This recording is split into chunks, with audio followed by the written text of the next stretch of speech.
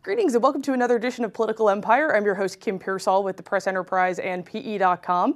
We're going to talk about two measures, alphabet soup, if you will, in San Bernardino County and what their results were during the election. And then we're going to talk about the last man standing in Congress, essentially, for the Inland Empire, and that's Ken Calvert.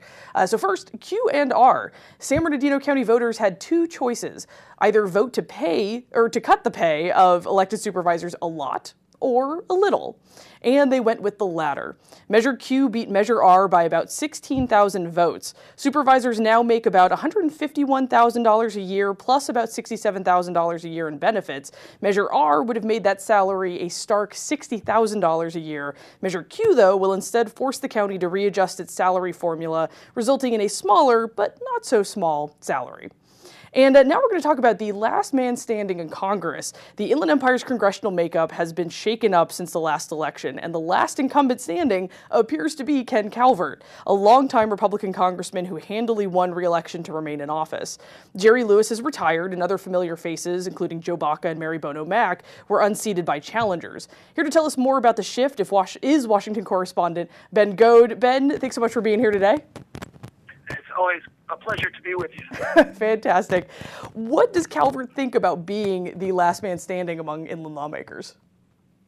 Well, a couple of things. I talked to him earlier today, and from a partisan standpoint, he's not too happy. We saw a couple of Republicans, you mentioned Lewis and Mary Bono Mack, departing Congress, and so now there's a greater number of Democrats, and of course, statewide, Election Day was not a good day for Republicans. So Calvert said he hopes that the party in California has sort of hit rock bottom, and will build from here, looking to make better inroads with Hispanics and women. From a local standpoint, he said that he acknowledged that he's sort of now the dean of the local delegation, with Lewis, a 17-year lawmaker, 17-term lawmaker, stepping down. Calvert, in his 10 terms, becomes the veteran and ranking member of the local delegation. Well, and what does the shakeup do for the Inland Empire's influence in the political arena nationally? Does it give them more influence? Does it give them less? Congress is a place where seniority equals clout, so I'd have to say less.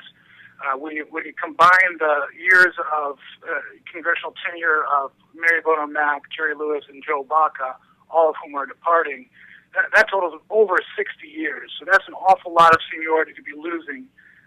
So the new members are going to have to make some inroads. But, if you look at a lawmaker like Kevin McCarthy, who rose to become the third ranking member of the Republican conference in just a few terms, it's possible to get that kind of influence in a short order.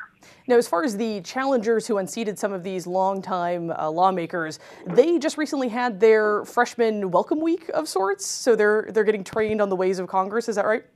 Right. It's going on right now. They call it freshman orientation, and it's basically a Congress 101 lesson. They come down here, they learn how to vote, how to put together a staff, what sort of the basic ethics rules are, so they don't get tripped up on that. And later on in the month, they'll participate in a office lottery where they'll find out what their new digs will be when they're here.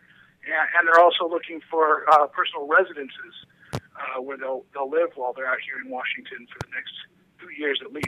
It sounds a lot like freshman year in college, at least is the digs part, getting the lottery for where they're going to have their office space for a while. Although it would have been nice to have staff in college, I'm just saying.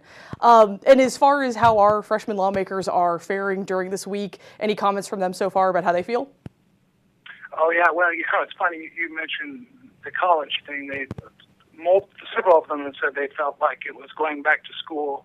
Gloria and Grady McLeod, who unseated Joe Baca out in the 35th Congressional District, said just that she said, I feel like I'm being told where my homeroom and my locker is.